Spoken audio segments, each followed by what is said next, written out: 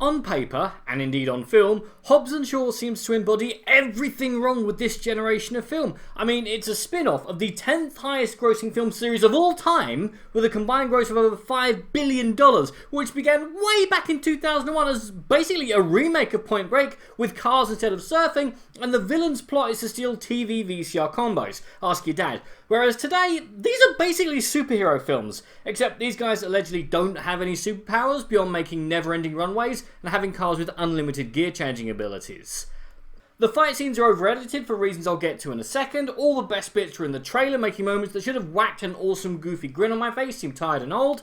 Hell, it's a spin-off from an 18-year-old franchise starring arguably 3 of the biggest names on the planet right now, backed by one of the biggest studios in the world with a budget of $200 million, and it's an underdog movie! Because it's the only one of the, I'll say, 7 films to break $1 billion this year that isn't from the House of Mouse. Seriously, how is this good for cinema? But since I'm the only one who seems to care that basically allowing one company to monopolise modern cinema might be a very bad thing, I'll get back on topic. Listen to me! They're not human!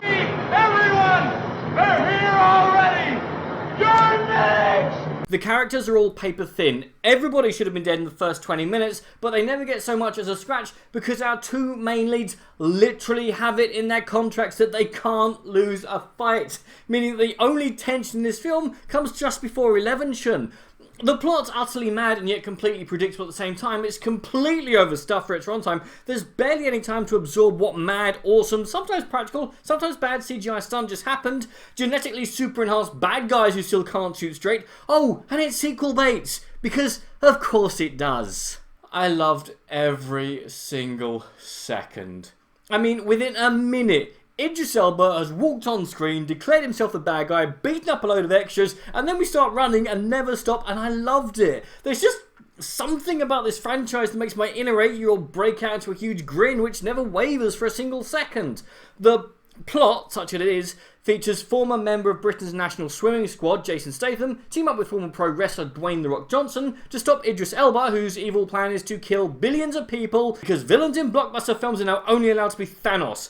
I think the UN passed a resolution about it, or Hollywood is now run by people who used to work in customer services. Either way works for me. And I think the reason this franchise works for me is that, well, the whole franchise, it's an 80s cartoon that somehow made it to the big screen. I'm serious! Tell me you can't see it. Whatever members of this group need a paycheck are doing that thing, then the alarm goes off and they all rush to the feet. Whatever evil villain is doing evil things this week in their tricked out cars and with whatever gadgets that version of Q has made for them. It's a similar reaction to the one I have for 2010's A-Team or 2005's seriously underrated Sahara. The dialogue's at about the same level.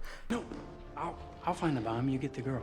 Yeah, most of the stunts are practical, and the ending third, which is about the same time the director remembered, oh yeah, I'm making a Fast and Furious spin-off and not a Mission Impossible spin-off. That the whole film just goes for it. Which, to be honest, is all that I wanted from this film. I wanted madness. I wanted a film full of dialogue that sounds like a 12-year-old wrote it. Hell, I want more films loaded with practical effects. I love this film because it reminds me of what film was. What it could be. What it probably will be again after this superhero bubble pops in the next few years. In the meantime though, this is a blast. It's many, many flaws notwithstanding. So I definitely think you should see it. And what's your favourite film from this utterly mad franchise? Or your favourite car movie? Comment below, let me know. I'm Daniel, it's been a donkey. If you've enjoyed this video, please like, share and subscribe.